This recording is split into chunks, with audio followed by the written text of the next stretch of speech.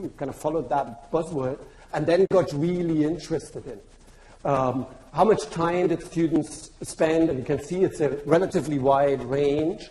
Because of the high workload of students, they would only work with these corpora as for these assigned tasks. They did hardly anything outside of the assigned tasks. They simply didn't have the time for it. Technical issues were hardly prevalent.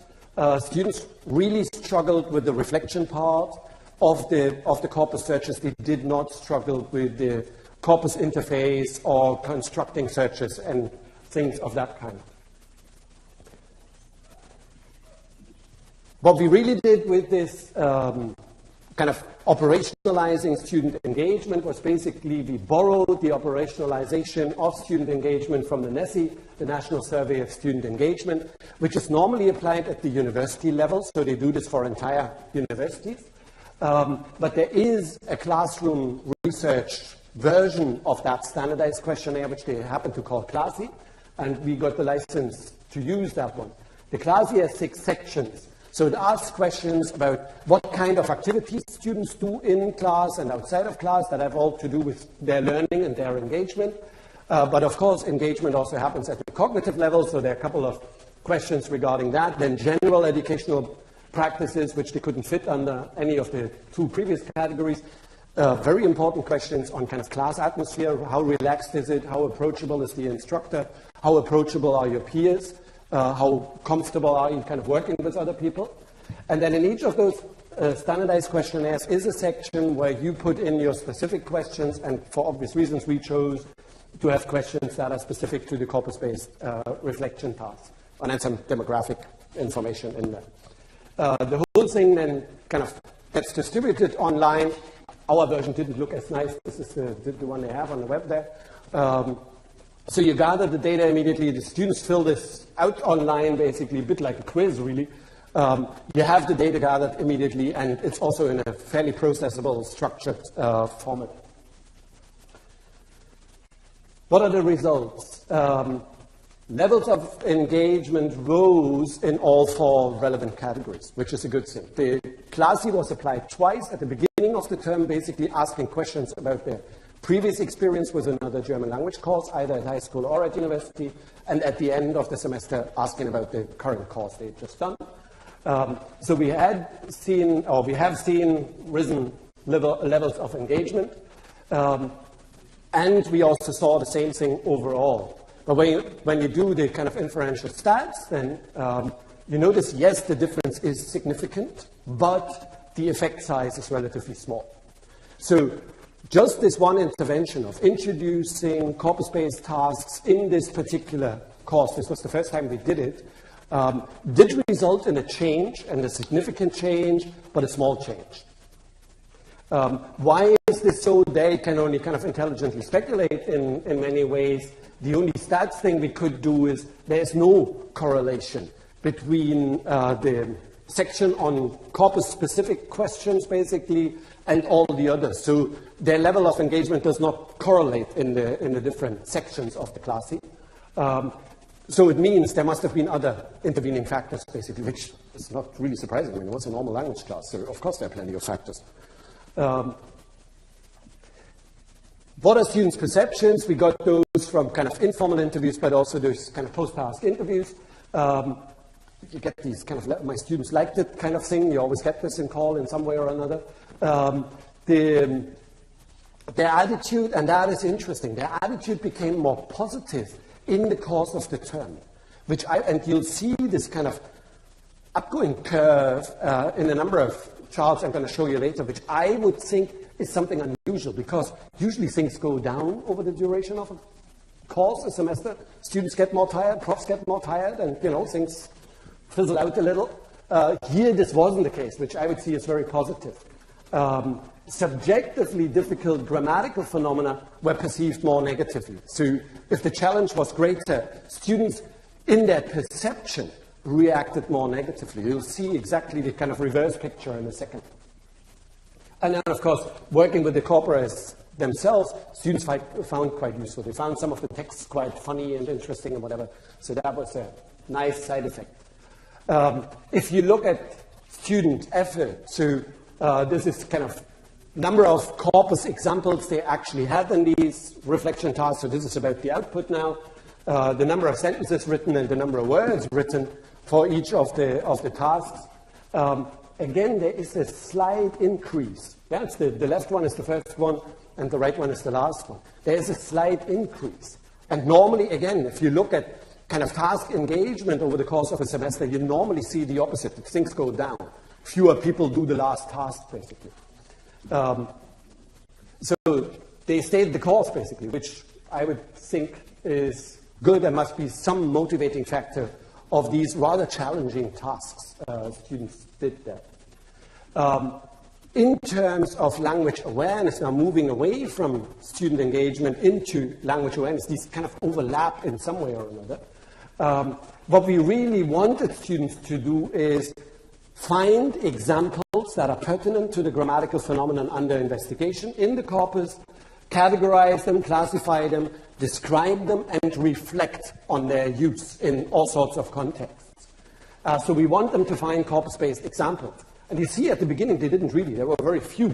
Actually, they picked more examples from the textbook, which they also have, kind of relying on this more as an authority for examples than they did rely on the corpus.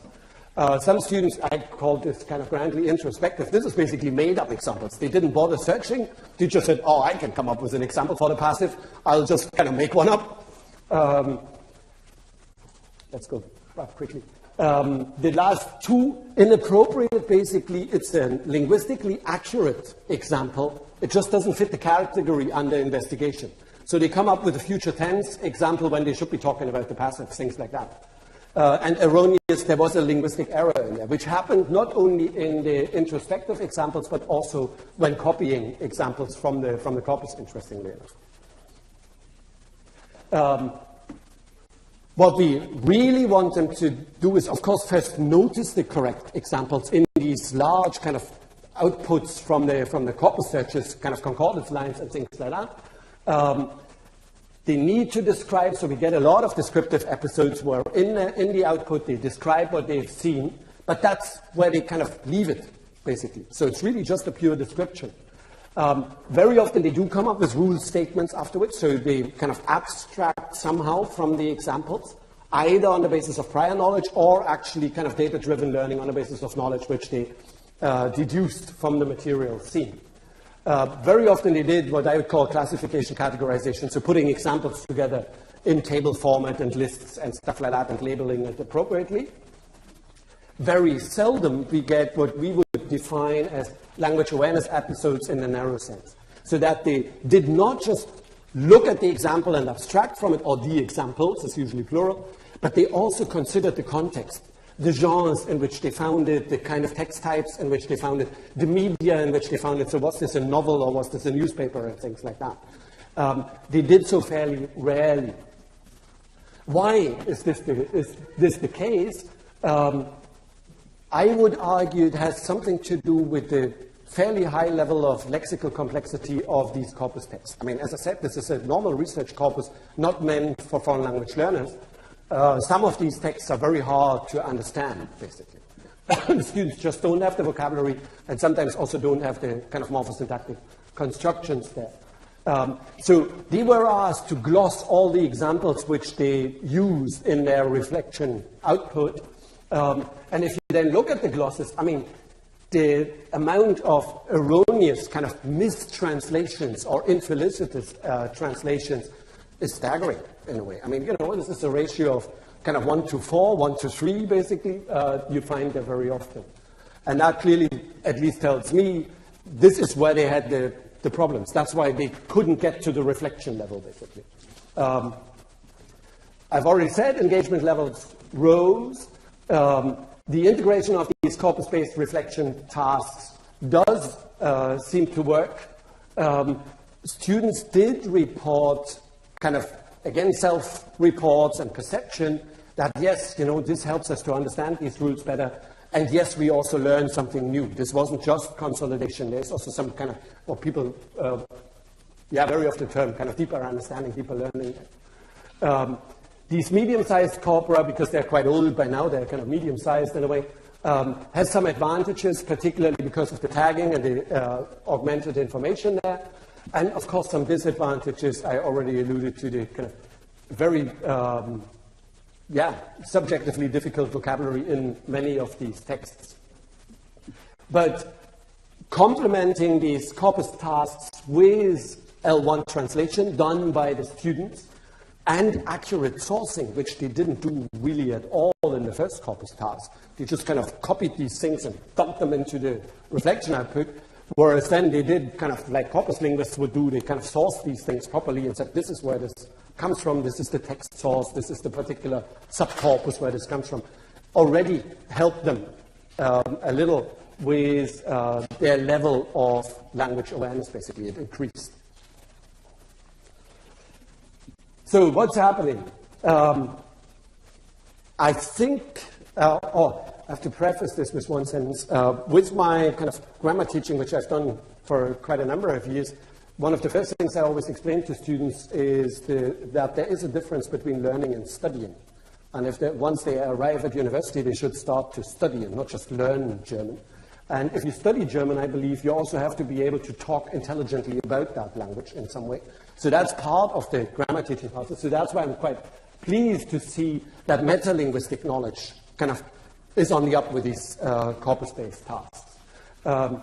Data-driven learning requires considerable teacher guidance. So this is not something where you can just send students and say, whoop, here's the corpus, this is the link, here's your handout, just do it. They require a lot of guidance, step-by-step instructional sequences, and then later on detailed feedback. I think this was one of the main factors why you saw this increase from one project to the next, was the feedback provided at the end of each task, and they could then do better in the next one, and that was also what enabled them to stay the course, basically.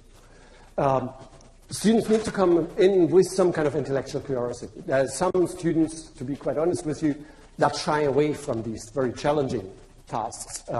These are not highly proficient language learners, and if they're then subjected to a wealth of linguistic input, basically they just kind of shut off.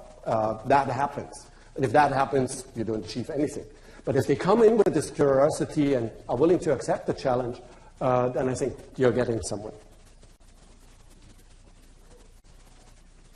I was quick. Thank you very much. Yeah, any questions, comments, criticisms, apples, eggs?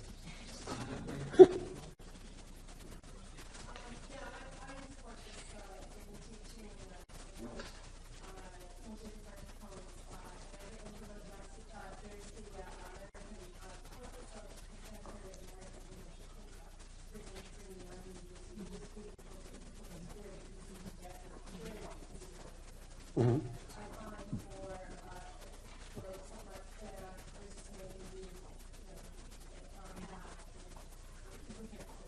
Yes, yes.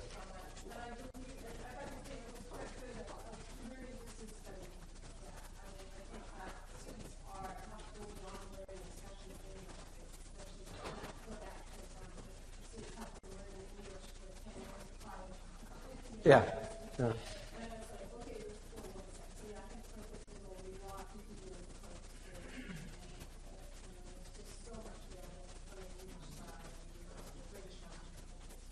Yeah, yeah. The only kind of, I don't know, desideratum, I would think, with these corpora, certainly for German. We looked at quite a number of them before we chose the ones at the EDS in Germany. There are some that have been compiled for language learners. So the kind of vocab level is appropriate, the kind of genres are more kind of age appropriate and things like that. But the search tools available for these corpora are not as good as the ones we had for the EDS corpora. So, you know, there are always trade-offs somewhere. You have to do good Canadian compromise, basically. You find one, say, all right, fine, that's good enough, and take that. There is still room for improvement with these corpora. On the kind of learning, studying thing, this is just anecdotal, but kind of from teaching experience, most of our